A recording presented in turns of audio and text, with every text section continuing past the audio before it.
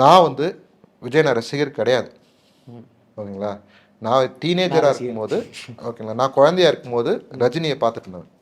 ஓகேங்களா? அரட்ரோசர் போட்ட காலத்தில் விஜய் நான் ரசிச்சுட்டு இருந்தேன். ஓகேங்களா? கொஞ்சம் வளர்ந்ததுக்கப்புறம் தலை தான். ஓகேங்களா? இன்னைக்கும் தலை தான். ஓகேங்களா? என்னைக்கும் தலை தான். ஓகேங்களா? அது வேற. ஆனால் அரசியலில் நான் அவரை ரசிக்கிறேன். ஓகேங்களா? இல்லை அரசியலையும் ரசிக்கிறேங்கிறீங்களேன்னு ரசிக்கிறேன். நான் காரணம் தெரிஞ்சுதான் சொன்னது. தெரிஞ்சுதான் சொன்னேன். ஓகேங்களா? ஏன்னா ஒரு தலைவருக்கு இருக்கிற புரிதல், ஓகேங்களா, ஒரு எந்த அளவுக்கு எப்போ எவ்வளோ கொடுக்கணும், யாருக்கு கொடுக்கணும்னு இருக்கு. நேற்று மேடையில் அன்னைக்கு வந்த கூட்டத்தில் மேஜர் யூத் க்ரௌடு. அந்த க்ரௌடுக்கு என்ன சொல்லணுமோ அதை சொல்லி அனுப்பிச்சார். ஓகேங்களா? அது அந்த உணர்வை கொடுத்து அனுப்பிச்சிருக்கார். நான் மறுபடியும் சொல்கிறேன், அவர் 30 நிமிஷம் பேசுகிறாரு, அளவாக பேசுகிறாரு அப்படிலாம் சொல்லுவோம். ஆனால் ரொம்ப ஆழமான ஸ்பீச் அவர். நிறைய பேர் முழுசாக காது கொடுத்து கேட்கறது கிடையாது. அவர் பேசின ஒவ்வொன்றுலையுமே, நீங்கள் ஆரம்பத்தில் சொன்ன சிங்க கதையிலையும் சரி, அது முடியும் போது ஒரு விஷயம் சொன்னார்.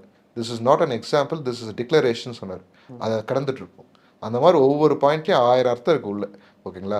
நம்ம டீகோட் பண்ணுறோம். அதை டீகோட் பண்ணி நிர்வாகிகள் வெளியே சொல்கிறாங்க. ஓகேங்களா? எனக்கு புரியல. அது இப்போ நீங்கள் வந்து ஒரு சினிமாவுக்கு இப்போ அண்மையில் அவரோட படம் லியோக்கு கூட இப்படி தான் சொன்னாங்க, ஒவ்வொரு ஃப்ரேமாக நாங்கள் டீகோட் பண்ணோம் அப்படின்னு. அதே மாதிரி அவரோட அரசியல் உரையும் நீங்கள் டீகோட் பண்ணால் தான் புரியும் அப்படின்னா, ஒரு சாமானியனுக்கு எப்படி ஒரு அரசியல் கட்சி இருங்க லெட் மீ கம்ப்ளீட் இல்லை. நீங்கள் நான் கொஸ்டின் நீங்கள் பெரிய கொஸ்டின் அது. ஓகேங்களா? ஏன்னா அது வந்து that change the dynamics of the Tamil Nadu. ஓகேங்களா? அது வந்து நம்ம ரொம்ப சாதாரணமாக நம்மளும் கடந்து போயிட முடியாது. ஓகேங்களா?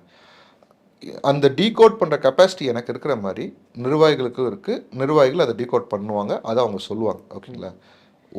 அதுதான் அரசியல் தலைவரோட புரியுது. ஓகேங்களா? அவர் உட்காந்து ஒரு நாள் ஃபுல்லாக மைக்கில் மேடையில் பேசினார்னு வச்சுக்கோங்களேன்.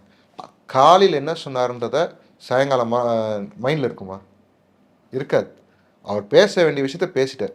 அதை நம்ம திருப்பி கேட்கும்போது நமக்கு ஒவ்வொரு தடவை பார்க்கும்போது ஒவ்வொரு புரிதல் வரும்.